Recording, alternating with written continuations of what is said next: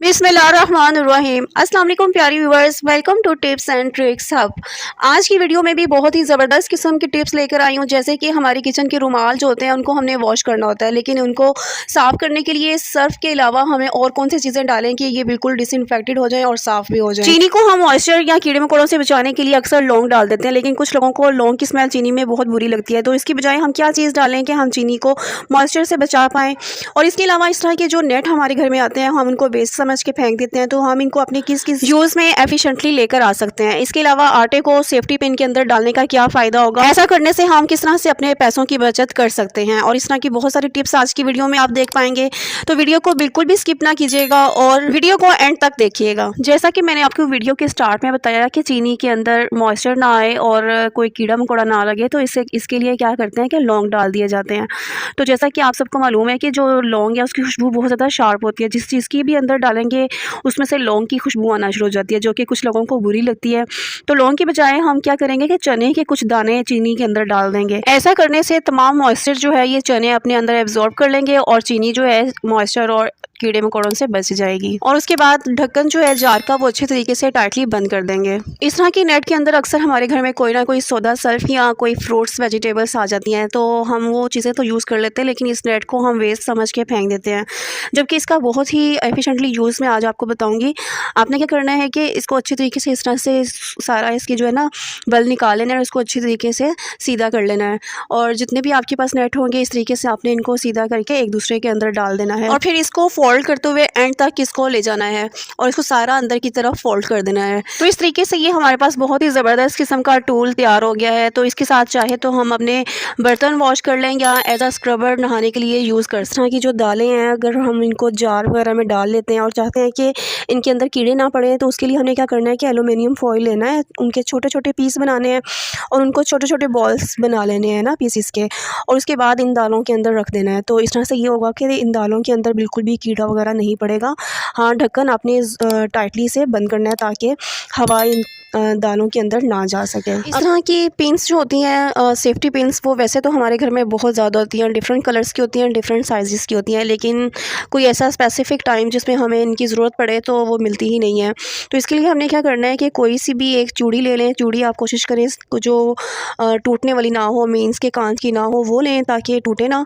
तो इस तरीके से आपने सारी जो सेफ्टी पिन्स हैं हर साइज़ की वो इसके ऊपर जो है ना चूड़ी के अंदर वो बंद कर देनी है, और इस चूड़ी को आप कहीं पे भी हैंग कर सकते हैं। तो इस तरह से सेफ्टी पिन हमारी सेफ रहेंगी और किसी भी टाइम जब हमें इनकी ज़रूरत पड़े तो ये बड़े आराम से मिल जाएंगी। अक्सर ऐसा होता है कि जब हम बर्तन धोते हैं तो इसके बाद जो ना एक साइज़ के जो बर्तन होते हैं वो हम इस तरीके से एक दूसरे के अंदर रख देते हैं। तो इसके बाद ये होता है कि जब हम इनको निकालने की कोशिश करते हैं तो निकलते नहीं है, बड़ी मुश्किल जो है ना हो जाती है। कभी हम ऑयलिंग करते हैं तो भी बड़ी मुश्किल से ये जो है ना निकलते ही नहीं है। तो इसका हमने क्या करना है कि चूल्हा ऑन करना है और इसको हल्की आंच पे चारों साइड पे ना हल्का हल्का इसको घुमाते जाना है और इसको हीट दिलानी है। तो जब इसको हीट होगी, इसके अंदर जो प्रोड्यूस होगी हीट ग्लास के अंदर, तो गैस बनेगी, जिसकी वजह से जो है ना ये बड़े आराम से जब हम इसको खोलेंगे तो एक ग्लास जो है वो दूसरे ग्लास से बड़ी आसानी से निकल जाएगा। अक्सर बच्चे अपने यूनिफॉर्म के ऊपर या जेंट्स अपने पॉकेट के अंदर जब पेन रखते हैं तो इंक का निशान उनके लग जाता है।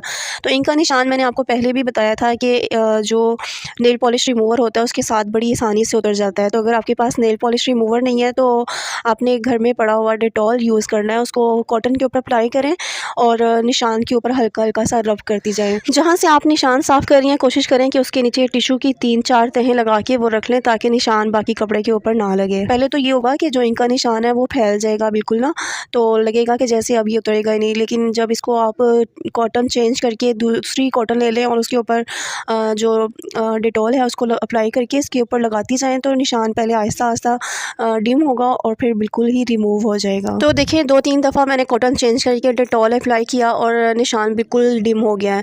तो मैं एक दफ़ा फिर कॉटन को चेंज करके इसके ऊपर एक दफ़ा फिर डेटॉल अप्लाई करूँगी और इसके ऊपर हल्का हल्का सा रब करूँगी और आहिस्ता आहिस्ता ये निशान बिल्कुल ही रिमूव हो जाएगा। अगली ज़बरदस्त सी टिप की तरफ जाने से पहले एक रिक्वेस्ट है आप लोगों से कि आप लोग वीडियो तो देखते हैं लेकिन लाइक और सब्सक्राइब करना भूल जाते हैं। तो अगर आपको वीडियो अच्छी लग रही होती है तो प्लीज़ वीडियो को लाइक कर दिया करें, और अगर न्यू होते हैं तो चैनल को सब्सक्राइब भी कर दिया करें, ये आपके लिए बिल्कुल फ्री होता है। चलते हैं लास्ट टिप की तरफ जो कि बहुत ही ज़बरदस्त है।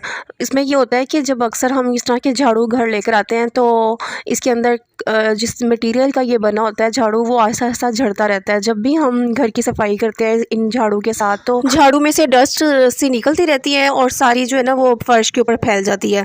तो बजाय सफाई करने के ये डस्ट जो है वो सारी झाड़ू जो है वो फैला देती है। तो अक्सर लोग जब झाड़ू लेके आते हैं तो यूँ पटकते हैं जिस तरह से मैं आपको वीडियो में शो कर रही हूँ, तो इससे डस्ट तो निकल जाती है सारी, लेकिन ये होता है कि झाड़ू अंदर से बहुत ज़्यादा कमज़ोर पड़ जाता है और इसके तिनके जो है वो टूट जाते हैं और बहुत जल्दी झाड़ू ख़राब हो जाता है। तो क्या किया जाए कि इसकी डस्ट भी सारी निकल जाए एक ही दफ़ा में और झाड़ू भी ख़राब ना हो, तो इसके लिए आपने क्या करना है कि एक कंघा ले लें। इस झाड़ू के ऊपर आपने क्या करना है कि एक कंघा फेरना है। इससे ये होगा कि जितनी भी जो तिनके हैं ख़राब वो भी एक ही दफ़ा में निकल जाएंगे और जो डस्ट सी निकलती है हर दफ़ा झाड़ू फेरने पे वो भी एक ही दफ़ा सारी निकल जाएगी। तो आपके घर की सफाई भी सही होगी और ये झाड़ू भी पायदार और लंबे अरसे तक चलेगा। तो इस तरीके से जिस तरह से मैं आपको वीडियो में शो कर रही हूँ, आपने दोनों साइड पर झाड़ू को ऊपर से नीचे तक अच्छे तरीके से फेर लेना है और इसके बाद आप देखिएगा कि सारी डस्ट और जो बारीक तिनके हैं जो कि टूटने ही है हर सूरत में, तो उसको एक ही दफ़ा आप तोड़ के और उसको जो है वो झाड़ू को आप सही कर सकती हैं।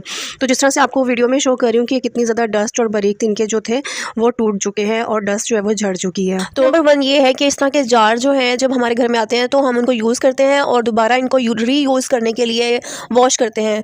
तो आमतौर पर हम क्या करते हैं कि इसको हम यूँ उल्टा करके रख देते हैं सुखाने के लिए, लेकिन इस तरह से अगर ये जार जो है 2 दिन भी पड़े रहें तो सूखते नहीं हैं, ड्राई नहीं होते, तो इसलिए हम इसको यूज़ में नहीं ला सकते। तो इसके लिए क्या करें हम कि ये जल्दी से सूख जाए और हम इनको रीयूज़ कर सकें। तो इसके लिए आपने क्लॉथ क्लिप्स लेने हैं और जिस तरह से मैं आपको वीडियो में शो कर रही हूँ आपने जार के ऊपर लगा देने हैं और इसके बाद आपने जार को उल्टा जो है वो रख देना है। तो इस तरह से ये होगा कि जार के अंदर जो है ना हवा क्रॉस होती रहेगी और जितना भी पानी होगा जार के अंदर हवा उसको बिल्कुल ड्राई कर देगी और ये जल्दी सूख जाएगा। मेरी दूसरी टिप भी इसी जार को लेकर है। कभी कभी ऐसा होता है कि हम जार के अंदर ना अचार या कोई ऐसी चीज़ डाल देते हैं कि जिसकी स्मेल जो है वो ख़त्म ही नहीं होती, वॉश करने के बाद भी ख़त्म नहीं होती। तो इसके लिए आपने इसको रीयूज़ अगर करना है तो आपने क्या करना है कि अखबार के जो छोटे छोटे पीसीज हैं वो कर लें और इस जार के अंदर इस अखबार को जो है ना फिल कर लें।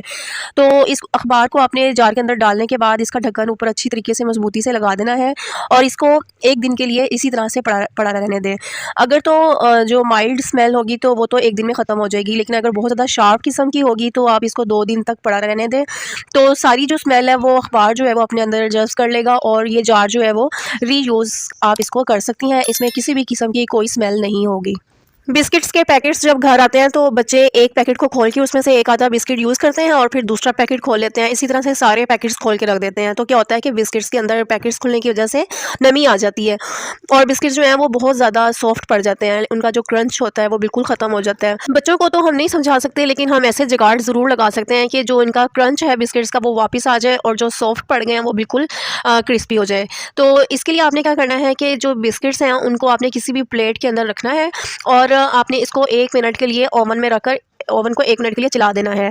तो इससे क्या होगा कि बिस्किट्स जो है ना वो सारे इनकी जो सॉफ्टनेस है वो ख़त्म हो जाएगी और बिल्कुल क्रंची और क्रिस्पी हो जाएंगे जैसे बिल्कुल अभी पैकेट में खुले हों। अगर अभी तक मेरी कोई भी टिप पसंद आई है तो प्लीज़ मेरी वीडियो को लाइक कर दें और अगर चैनल पे न्यू है तो सब्सक्राइब भी कर दें। इससे आपका तो कुछ नहीं होगा, ये आपके लिए तो बिल्कुल फ्री होता है, लेकिन हाँ कॉन्टेंट क्रिएटर के लिए ये बहुत ज़्यादा इंपॉर्टेंस रखता है। अगर आपके पास ओवन नहीं है तो कोई टेंशन वाली बात नहीं है। आपने क्या करना है कि जब आप रोटी पकाती हैं तो चूल्हा बंद कर देती हैं, उसी गर्म तवे के ऊपर ये बिस्किट जो है ना आपने 1 बाय 1 रख देने हैं। तो ऐसा करने से भी बिस्किट्स की जो सारा जो सॉफ्टनेस है वो ख़त्म हो जाएगी और बिस्किट बिल्कुल क्रिस्पी और क्रंची हो जाएंगे।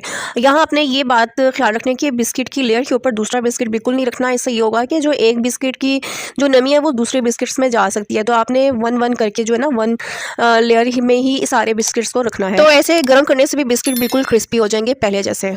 जैसा कि मैंने आपको वीडियो के शुरू में बताया था कि हम बिस्किट्स के या चिप्स वगैरह के जो रैपर हैं उनको भी यूज़ में ला सकते हैं और बहुत अच्छा इनका इस्तेमाल कर सकते हैं। वो कैसे, वो ये हूँ कि मैं क्या करती हूँ कि जो ड्राई फ्रूट्स वाले मेरे जो डिब्बे होते हैं उनको मैं जब ये ख़त्म हो जाते हैं तो मैं फिल करती हूँ और ये जो रैपर्स होते हैं इनका जो मटीरियल है वो बहुत ज़्यादा अच्छा होता है, इनमें नमी बिल्कुल भी जो है ना नहीं गुजर सकती।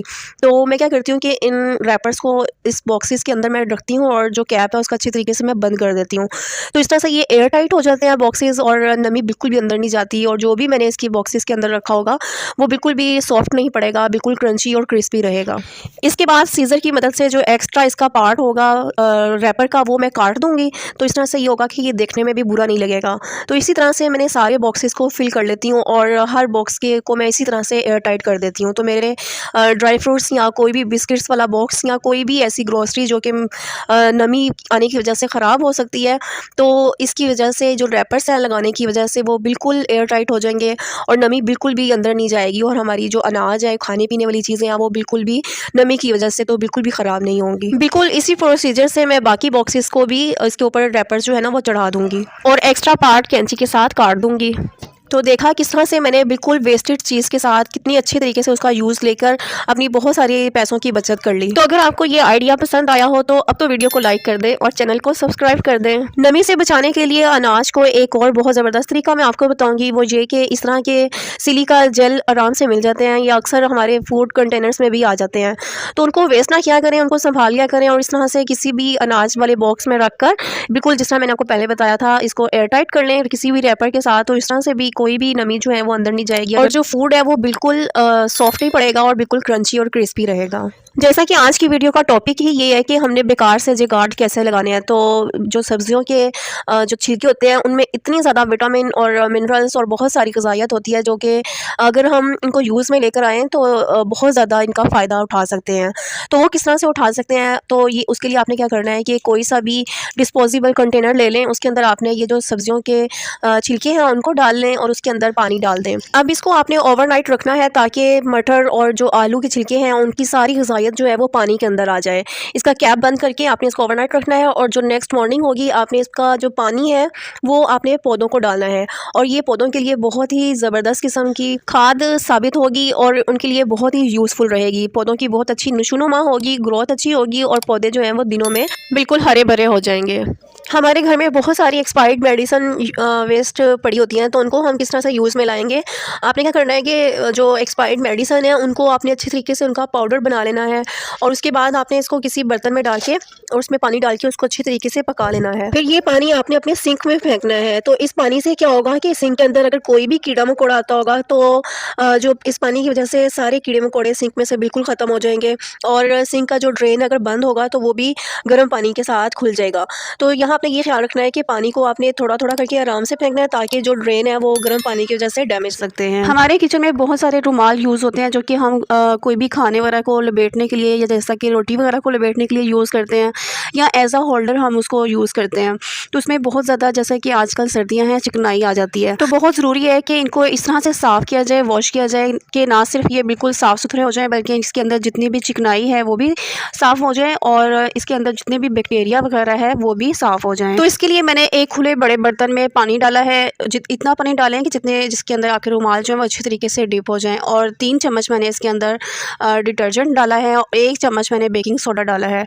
और इसके बाद आपने वाइट विनेगर जो कि सफ़ेद सिरका होता है, आम हमारे चाइनीज़ खानों में भी इस्तेमाल होता है, ये सब चीज़ें डाल के इसको अच्छी तरीके से मिक्स कर लें और उसके बाद अपने सारे जो रुमाल हैं किचन में उसको इसके अंदर इस पानी के अंदर डाल दें और किसी भी लकड़ी के चम्मच के साथ जिस तरह से मैं आपको वीडियो में शो कर रही हूँ अच्छी तरीके से इनको प्रेस करें ताकि इसके अंदर जो जितनी भी चिकनाई है वो निकल जाए।